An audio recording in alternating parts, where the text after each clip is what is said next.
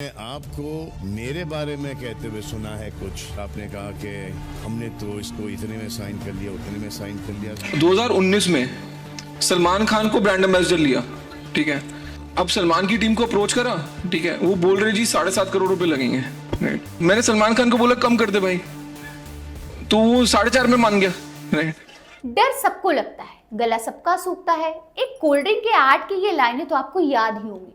वैसे कहा तो सही गया, किसी को कीड़े से तो किसी को कॉकरोच से, किसी को छिपकली से तो किसी को चूहे से, किसी को शेर या भालू से तो किसी को पहाड़ों की ऊंचाई से तो किसी को नदी की गहराई से। डर तो सबको लगता है। ऐसा ही डर शार्क को भी लगता है जब उसका सामना ब्लू व्हेल से होता है। यकीन नहीं होता तो आप ये वायरल वीडियो देख लीजिए। इस वायरल वीडियो में आपको दो लोग नजर आ रहे हैं।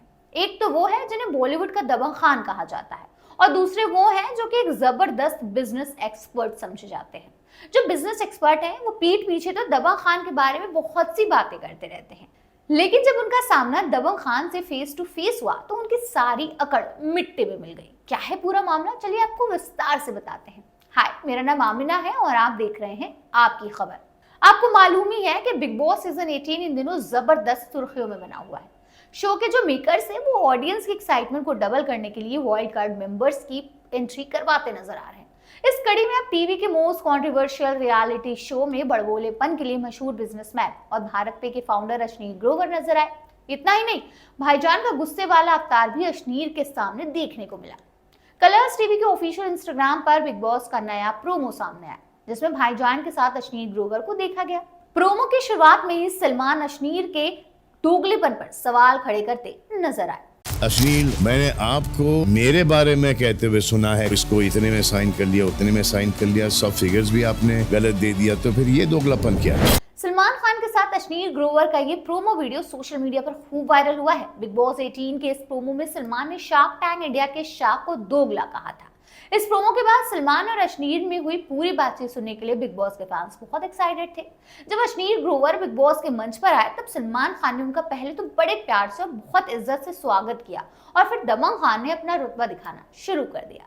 सलमान ने अश्नीर से पूछा कि आपका एक वीडियो वायरल हुआ था जहां आप मेरे और मेरी टीम के बारे में काफी कुछ बोल रहे हैं। Please welcome the S entrepreneur Ashneer Grover. मैंने आपको मेरे बारे में कहते हुए सुना है कुछ। आपने कहा कि हमने तो इसको इतने में साइन कर लिया, उतने में साइन कर लिया, सब फिगर्स भी आपने गलत दे दिया। जब आप भारत पे में थे तब मैं आपकी टीम से मिला था, लेकिन मेरी तो आपसे कभी मुलाकात ही नहीं हुई थी। सलमान खान यही नहीं रुके, उन्होंने तो जैसे पहले से ही डिसाइड कर रखा था कि अश्नीर ग्रोवर के इस दोगलेपन का भूत उतार कर ही रहना है।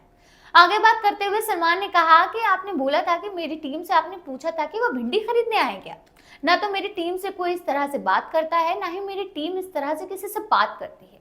आपने वहां एक अमाउंट बताया था, आपने दावा किया था कि मैंने इतने पैसे आपसे मांगे, फिर आपने कम कराए। भी नहीं हुई।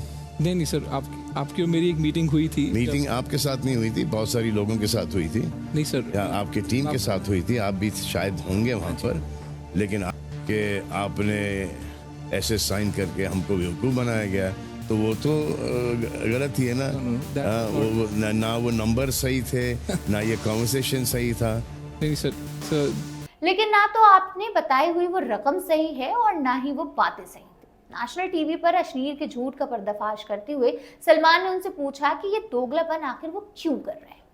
बस फिर क्या था, सलमान की इतनी डांट सुनने के बाद अश्नीर बैकफुट पर चले गए। उन्होंने इस पूरी बात को संभालने की कोशिश करते हुए कहा कि दरअसल वो सलमान की टीम से डायरेक्ट नहीं मिले थे, उन्होंने सलमान की एजेंसी से बात की थी और एक बार वो खुद सलमान खान से मिले थे। लेकिन सलमान ने उन्हें फिर से बीच में टोकते हुए कहा कि आप मेरी टीम से ही मिले थे और मैं आपसे नहीं मिला था। हाँ, आपकी टीम के साथ मेरी एक मीटिंग जरूर हुई थी और इस मीटिंग में कई लोगों के साथ आप भी शामिल हुए थे। सलमान खान की बात मानते हुए अश्नीर ने कहा कि जी सर, लेकिन मैं मानता हूँ आपको उस ब्रांड के लिए साइन करना हमारा आज तक का सबसे स्मार्ट मूव था।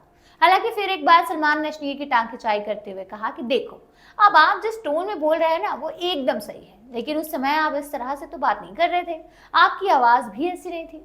आप किसी के बारे में गलत इंफॉर्मेशन देकर उनका बुरा इंप्रेशन नहीं दे सकते।